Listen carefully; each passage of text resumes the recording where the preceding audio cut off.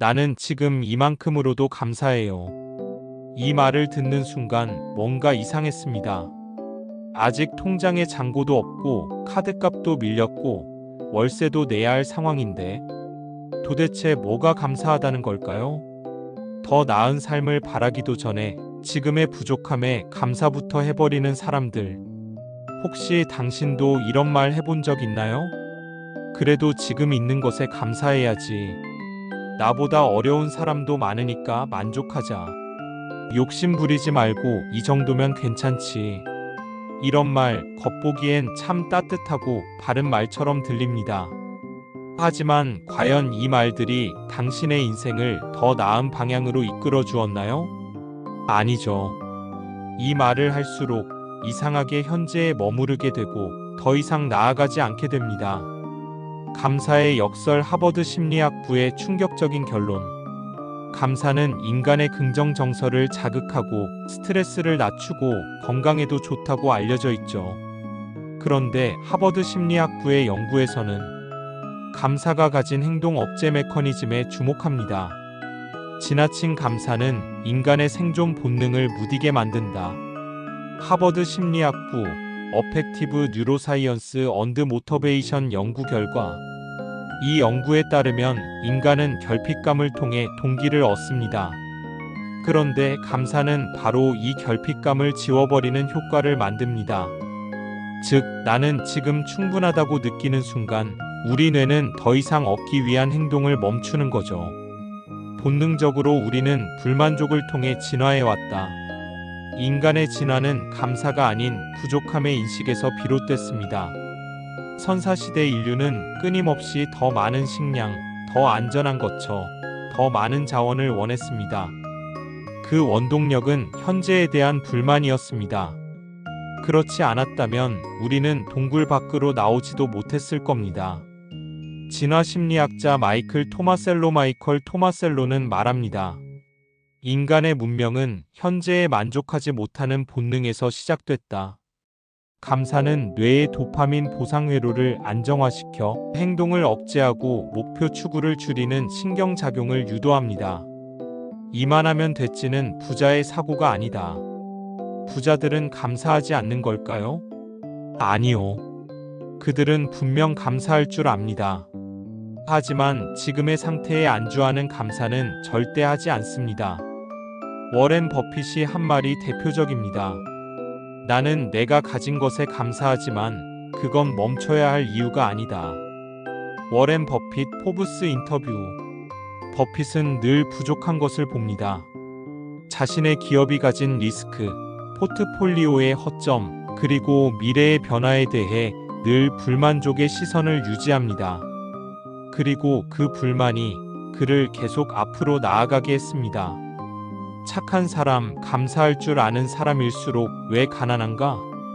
이유는 간단합니다. 그들은 사회가 만든 덕목에 자신을 맞추느라 본능적으로 올라오는 결핍감, 불만족, 욕망을 억눌렀기 때문입니다. 나는 욕심 부리면 안 되지. 감사해야지, 지금도 충분하잖아. 이런 사고방식은 실제로 행동을 멈추게 만듭니다. 심리학에서는 이걸 행동 마비 비헤이비어럴 퍼렐러서스라고 부릅니다. 감사를 하며 자신을 억제하는 사람일수록 더 많은 기회를 눈앞에서 놓칩니다. 왜냐하면 그들은 이미 만족했기 때문이죠. 머스크는 절대 현실에 감사하지 않는다. 일론 머스크는 한 인터뷰에서 이렇게 말했습니다. 나는 지금 내가 이룬 것들이 형편없다고 생각한다. 나는 인류의 절반 이상이 아직도 가난하다는 사실에 분노하고 있다. 일론 머스크, TED 인터뷰. 그는 지금에 감사하는 태도보다는 지금이 문제다라는 인식으로 자신의 에너지를 끌어올립니다. 스페이스X의 실패를 17번 넘게 겪으면서도 그는 자신을 다독이지 않았습니다. 그래도 여기까지 온 것만 해도 감사하자. 이런 말 머스크는 단 한 번도 하지 않았습니다. 그 대신 그는 왜 이따위 결과밖에 못 냈나? 이걸로 만족하면 끝난다. 라고 말하며 스스로를 밀어붙였습니다. 뇌과학 감사는 에너지 효율을 낮춘다. 하버드 의대의 뇌인지 과학팀은 이런 분석을 내놨습니다. 감사는 전두엽 활동을 감소시켜 미래 계획과 목표 지향적 행동을 억제한다. 하버드 의대 뉴로사이언스 어브 그레터투드 언드 모터베이션 연구. 감사를 하면 뇌는 안정감을 느낍니다. 하지만 이 안정은 뇌가 에너지를 아끼기 위해 노력을 줄이는 신호로 이어집니다.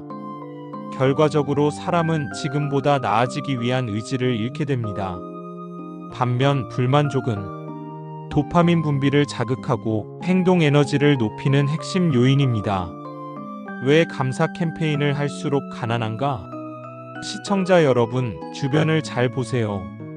감사일기 쓰기, 마음 챙김, 지금 이 순간에 감사하라는 메시지. 이런 캠페인을 열심히 하는 곳이 어디인가요? 바로 가난한 사람들, 힘든 사람들, 약자들이 모인 공동체입니다. 학교, 종교단체, 공공기관, 저소득층 프로그램. 반대로 실리콘밸리의 억만장자들은 감사훈련보다는 위기훈련, 경쟁인식, 성과 목표화를 반복합니다. 그들은 더 나은 상태를 당연한 목표로 설정하고 지금 이 순간에 감사하는 대신 지금이 왜 불완전한지를 냉정하게 분석합니다. 감사는 관계에는 좋지만 성장에는 독이다. 이제 중요한 정리를 해봅시다. 감사에는 두 종류가 있습니다. 1. 관계적 감사. 누군가에게 도움을 받았을 때 고마움을 표현하는 행위. 신뢰, 협업, 유대감을 강화함. 2. 현실 수용적 감사. 지금의 조건에 만족하고 더 이상의 욕망을 억제하는 태도. 성장 본능과 욕망을 억누름. 문제는 두 번째입니다. 현실 수용적 감사가 많아질수록 사람은 더 나은 인생을 위한 싸움을 멈추게 됩니다. 2부 감사 대신 불만을 선택한 사람들. 감사합니다. 이 한마디로 오늘 하루를 마무리하고 지금도 충분하다며 스스로를 다독인 당신. 하지만 그 옆에 있던 사람은 이렇게 말합니다. 지금 이대로는 안 된다.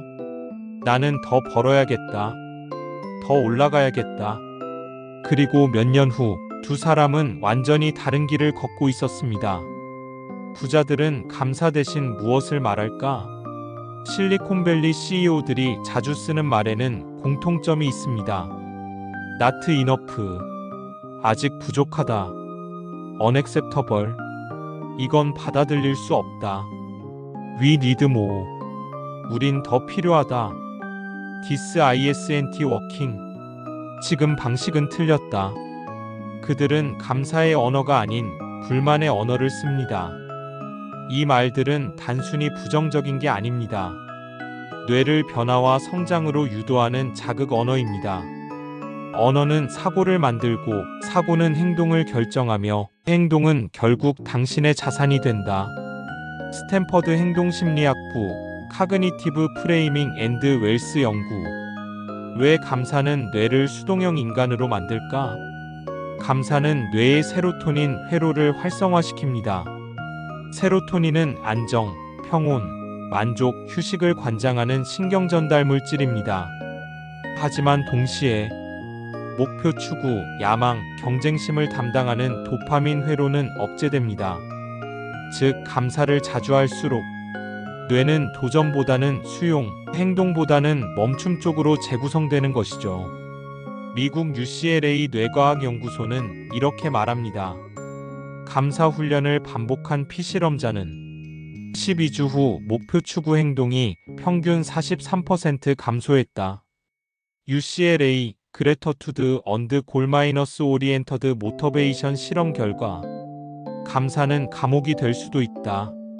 세계적인 심리학자 조던 피터슨은 말합니다. 사회는 당신에게 감사하라고 가르치지만 그 감사는 때때로 당신을 현실의 감옥에 가둔다. 그가 만난 수많은 환자들, 그중 상당수가 이렇게 말했답니다. 그래도 이만하면 괜찮아요. 남편이 나쁘긴 해도 그래도 먹여 살려주니까요. 직장이 힘들지만 이 나이에 어디 가겠어요. 감사로 포장된 이 말들. 하지만 실제로는 두려움과 체념이 만든 합리화였다는 것. 그는 말합니다. 감사는 종종 현실을 바꾸기 싫은 사람의 자기 위안일 뿐이다. 부자들의 결핍 루틴. 억만장자들의 루틴에서 공통적으로 나타나는 게 있습니다. 바로 자발적인 결핍 실험입니다. 예를 들어 마크 저커버그는 정기적으로 하루 일식만 먹는 실험을 합니다. 스티브 잡스는 평생 검은 터틀넥만 입었죠. 일론 머스크는 일부러 회사 바닥에서 자고 일하며 편안함을 자신의 적으로 규정했습니다. 이들의 공통점은 지금의 삶이 부족하다는 상태를 인위적으로 만들어 뇌를 위기 모드로 유지시켰다는 점입니다. 이건 단순한 금욕이 아닙니다. 감사의 안정감이 아닌 결핍의 불편함 속에서 최고의 집중력과 추진력을 끌어올리는 전략입니다. 부자들은 왜 명상 대신 전투 루틴을 쓸까? 일반인은 감사 명상으로 하루를 마무리합니다. 오늘도 잘 살아서 감사하다. 가족이 있어서 감사하다. 밥 먹을 수 있어서 감사하다. 반면 부자들은 전투 루틴으로 하루를 마무리합니다. 오늘 성과가 부족하다. 시장 변화에 대응이 미흡했다. 내일은 반드시 15% 성장시켜야 한다. 이건 단순한 성격 차이가 아닙니다. 자산을 움직이는 사고방식 자체가 다르기 때문입니다. 감사의 명상은 정지의 사고이고 불만의 루틴은 행동의 사고입니다. 감사에 중독된 사람들의 말로 전 세계적으로 유행한 감사일기 챌린지. 그 열풍의 끝은 어땠을까요? 미국 임상심리학회는 이런 결과를 냈습니다. 감사일기를 1년 이상 작성한 그룹 중 경제적 성취도가 상승한 경우는 11%에 불과했다. 그들은 내면의 평온은 얻었지만 소득 증가, 커리어 발전, 자산 형성에는 아무 효과가 없었다는 결론입니다. 감사는 좋습니다. 하지만 그것은 행복의 엔딩에 필요한 감정입니다. 성장의 과정 중에는 오히려 독이 될 수 있습니다. 당신의 뇌는 안주하는가, 진화하는가? 마지막으로 한 가지를 묻고 싶습니다. 당신은 오늘 어떤 감정으로 잠드나요? 오늘도 감사한 하루였어. 오늘도 뭔가 부족했다. 더 해보자. 이 두 문장은 뇌 속 회로를 완전히 다른 방향으로 바꿔놓습니다. 전자는 수동적 수용으로, 후자는 능동적 추구로 나아가게 만듭니다. 그 차이가 3년 뒤, 10년 뒤 완전히 다른 자산 구조를 만듭니다. 감사하는 사람이 나쁜 게 아닙니다. 하지만 그 감사를 언제 쓰느냐가 중요합니다.